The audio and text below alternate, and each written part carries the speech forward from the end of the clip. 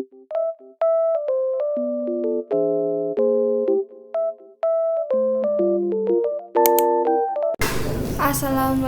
warahmatullahi wabarakatuh. Perkenalkan, nama saya Sofia Aulia Z dengan NIM 20510500107. Di sini saya akan menanggapi video dari Bapak Abdul Wadid Nafis, LC MEI, yang berjudul Pengangguran dalam Perspektif Ekonomi Islam. Yaitu dengan di sini definisi pengangguran yaitu seseorang yang sudah memasuki kawasan kerja berusia 15-64 tahun yang sedang mencari pekerjaan dan belum mendapatkan. Di sini macam-macam dari pengangguran sendiri terdapat 4. Yang pertama, pengangguran terbuka, yaitu seseorang yang jelas tidak mendapatkan penghasilan dan juga pekerjaan karena dia tidak mencari kerja.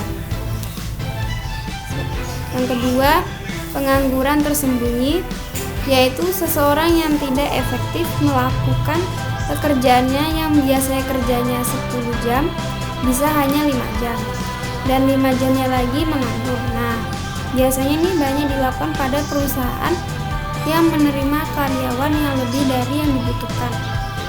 Selanjutnya, pengangguran musiman, yaitu pengangguran yang terjadi pada hari-hari tertentu atau bulan-bulan tertentu saja, yang biasanya buruh tani, yaitu kerjanya pada waktu musim tanam dan panen.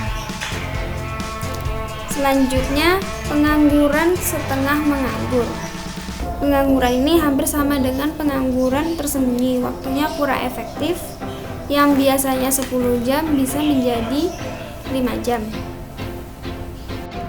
Selanjutnya, jenis-jenis pengangguran yang pertama yaitu pengangguran fungsional, yaitu seseorang yang tidak bekerja tetapi sebelumnya sudah pernah bekerja dan akan mencari pekerjaan baru. Misalnya seseorang yang tidak cocok dengan pekerjaan yang pernah dikerjakan atau upah yang tidak sesuai dengan ekspektasi, maka seseorang tersebut mencari pekerjaan baru, namun sudah terlanjur berhenti, akan tetapi masih belum mendapatkan pekerjaan yang baru. Yang kedua, pengangguran siklikal, yaitu pengangguran yang terjadi akibat dari PHK. Yang ketiga, pengangguran struktural, yaitu biasanya terjadi akibat penurunan atau situasi ekonomi secara nasional atau internasionalnya turun. Yang terakhir, pengangguran teknologi. Contohnya dulunya tuh panen menggunakan arit dan sekarang menggunakan mesin. Jadi otomatis yang tradisional sudah tidak dipergunakan lagi atau menganggur. Untuk dampak-dampak pengangguran di sini ada 11. Yang pertama, menurunkan pendapatan per kapita dan pertumbuhan ekonomi. Yang kedua, meningkatkan biaya sosial.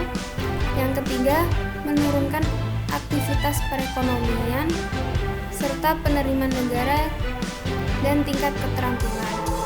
Yang keenam, kegiatan distribusi kurang lancar dan terjadinya kemiskinan dan kurangnya gizi. 9, tidak kriminal meningkat dan produktivitas tenaga kerja merendah dan upah yang diberikan juga cukup rendah.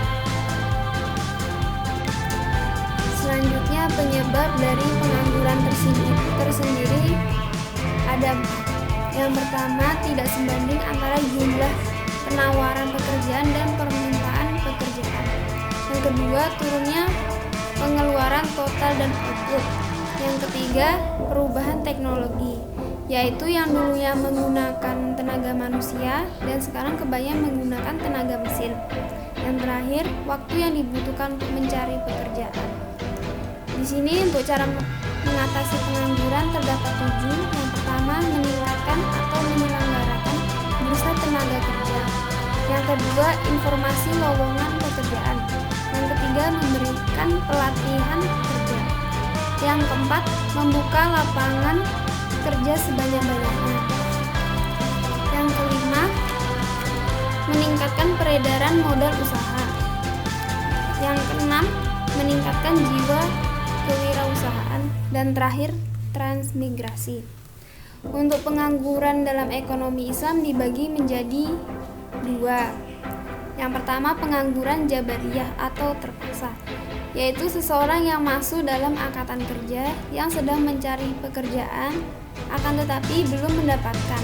Misalnya, pengangguran musiman, friksional, siklikus, dan lain sebagainya. Yang kedua, pengangguran khiyariyah, yaitu pengangguran pilihan. Misalnya, seseorang yang mempunyai kemampuan dalam mendesain majalah namun malas bekerja karena mempunyai harta atau warisan tersebut. Selanjutnya, solusi pengangguran perspektif ekonomi Islam terdapat dua. Yang pertama, mekanisme individu. Jadi kalau kita malas, kita dorong untuk semangat bekerja, bahwa dengan bekerja kita dapat memenuhi kebutuhan hidup kita. Yang kedua, mekanisme sosial ekonomi. Kalau sifatnya negara, pemerintah harus melakukan kebijakan yang mendorong untuk iklim usaha yang lebih kondusif lagi sehingga ekonomi stabil. Begitu juga dengan produktivitas naik, maka tenaga kerja pun naik. Sekian dari tanggapan saya, kurang dan lebihnya saya mohon maaf. Wassalamualaikum warahmatullahi wabarakatuh.